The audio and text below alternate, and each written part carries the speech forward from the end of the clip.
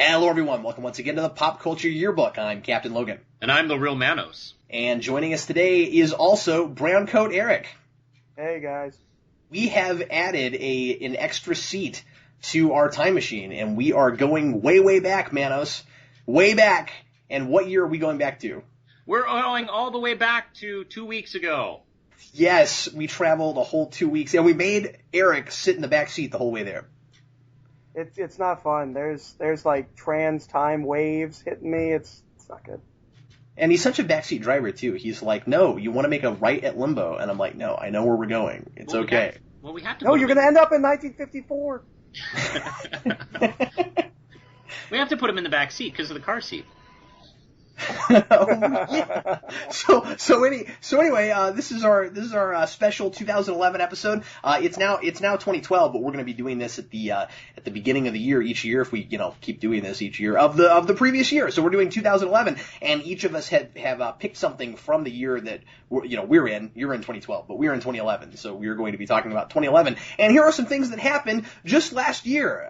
It was the year of the wedding of Prince William and Catherine Middleton. It was the year that Osama bin Laden finally was found and killed. It was the first artificial organ transplant using an artificial windpipe coated with stem cells. Oh. It was the end of NASA's space shuttle program, which is sad. It was when we learned of possible liquid water on Mars. And it was also the formal declaration of the end of the Iraq War. The top three most popular movies in 2011 were Harry Potter and Deathly Hallows Part 2, Transformers Dark of the Moon, and Pirates of the Caribbean on Stranger Tides. Really? And, yeah, I know. What? Yeah, I know. And, you have to check your files. Hey, that's what Wiki says. If Wiki's wrong, then I want to come up with a movie that I'm like, it was so much. You're telling me it didn't. Stranger Tides was bigger than Captain America and Thor? Yeah. Oh, wow. Yeah, no. Those movies never performed quite that high. You're talking 65 million opening weekend for Thor. Wow. Yeah. Or Captain America. I can't remember which of those, but they both hit close to par, I think. And Captain America performed better, but not by a whole lot. I don't know what to think anymore. Yeah. I don't think people realized just what that movie was going to be like when they went to it. You know what I mean? Hey, on the upside, another Pirates of the Caribbean movie. On the upside, Twilight, not there. Nope. Although I think it probably made a lot of money, but well, anyway. And of course, in comics, the big giant things were the DC reboot and Fear Itself. And now I liked one of them. And now we're going to go over to Browncoat Eric, and he's going to talk about what he has chosen from the year we all just got out of. Eric? I am going to talk about a film called Young Adult, which is written by Diablo Cody, who wrote Juno and Jennifer's Body. And it's actually the first thing I've ever seen written by her. I've never actually seen Juno. And it's directed by Jason Reitman, who did Up in the Air, and I think he also did Juno, and he did Burn After Reading. Or not Burn After Reading, Thank You for Smoking. Young Adult is a story about a woman in her, I think, mid-30s. And she is an author of a young adult teen girls series, which, one thing that I loved in this movie is that she's not... Tom Clancy does this a lot, where you see a lot of books of like Tom Clancy's Stealth Force, and Tom Clancy didn't touch the book. She's writing a book series like that, where somebody else created it. And what we get to see the books, and they look like Babysitter Club books, like one of those series that just kept going. But it's not a mystery; it's all like teen drama or whatever. And she's writing the last book throughout the film, and it's like number 128. And she is miserable. She's alone. She gets drunk every night. She wakes up drinking Diet Coke. It's a very dark comedy, and it's very depressing.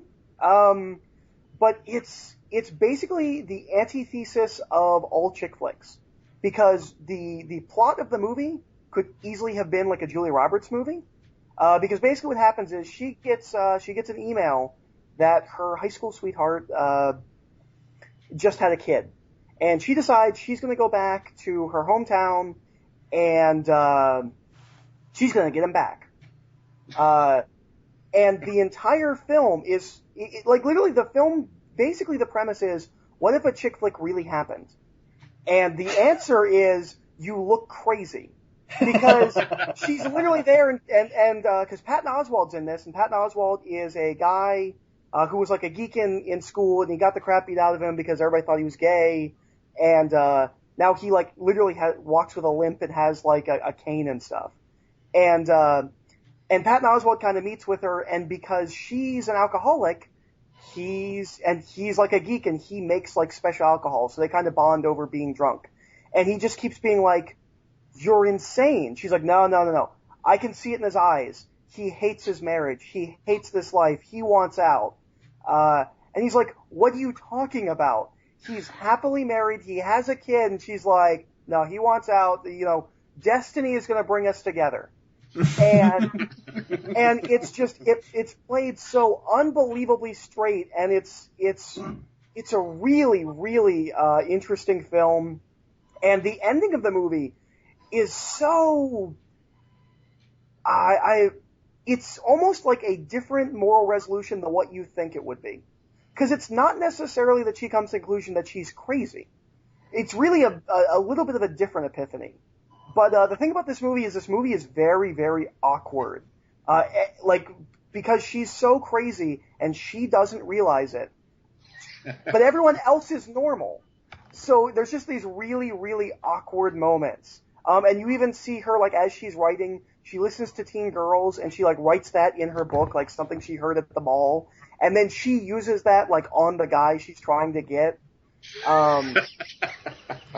It's a really, really good and deep movie. And what I really, really liked about it was that it's really kind of two things going on. It's almost like there's a writer story, and then there's the chick flick story. Because there's also this running story of the fact that she's not writing this last book, and she's kind of got writer's block, and she's writing a little bit. And by the way, the little bits that we get of this book, it's the worst book ever written. She literally writes the words. It wasn't her fault she was perfect. It wasn't her fault that she got elected prom queen at another school. It wasn't her fault that she was better than everyone else.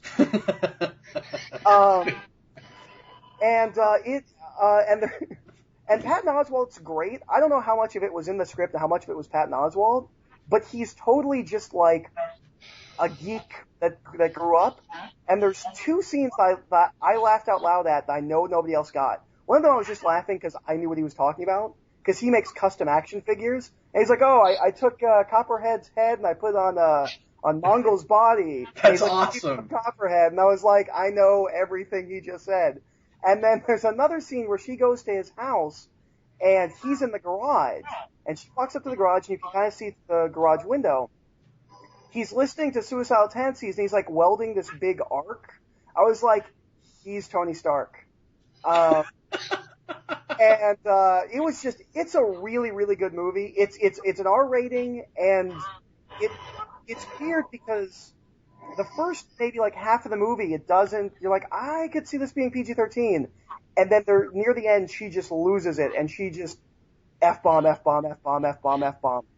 And I thought it was a really, really deep and good movie, and I would highly recommend it to anyone. The one thing I have to say is, it's a little too smart for its own good, because I saw it with my girlfriend and her cousin, and I had to explain to them that I was like, no, this is what a chick flick would be like in the real world. That was the point. So it's not necessarily a cure-all where like you can just show it to somebody and be like, no, this is why chick flicks are stupid, because this is what they are. So you don't think it's good for people who like chick flicks? Yeah, no, they won't get. But if you hate them, this is the perfect movie for you. So yeah, I thought it was a really good movie, and I would highly recommend it to anyone. It's probably out of theaters by now, but DVD's coming. Manos. All right. What did you choose from 2011? Yeah, I had to think back. Like, what came out in 2011? And I just took a look at my video shelf, and there's this wonderful film about a bunch of teenagers who encounter these creatures from space, and it's Attack the Block. And I really, really enjoyed this film. It's a British sci-fi horror comedy thriller, and it's directed and written by Joe Cornish, who I admit I'm not familiar with. It stars John Boyega, Jodie Whittaker, and Nick Frost from Shaun of the Dead is in this, and he has a small part in it. And it starts out with it's this group of teenagers, and they're like, these are young actors too. These aren't like 30-year-old Twilight kids playing teenagers. They're teenagers, which is really helpful as far as like getting into the film.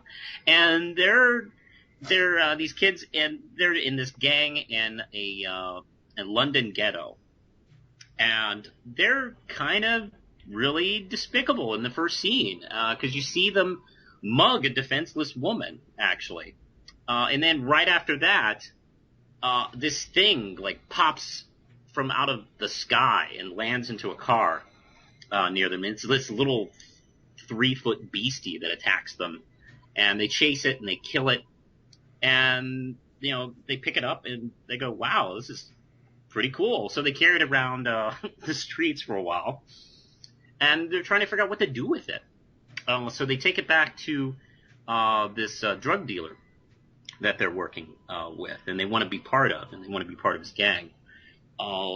Meanwhile, these other creatures fall from the sky, and it's a whole army of them, and they're bigger, and they're scarier, and they have these glowing teeth, which are quite a visual, I have to say.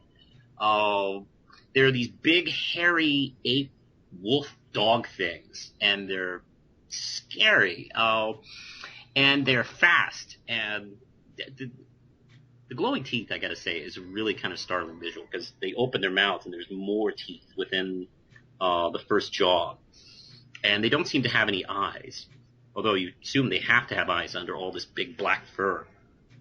And they start chasing and killing like people all over the streets, and they seem focused on this group, and they're led by this young man named Moses. Everyone calls him Moses.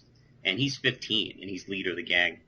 And oddly enough, they end up kind of working alongside of the girl they mug in the first scene of the movie, who is her name is Sam, and she is she works at the local hospital.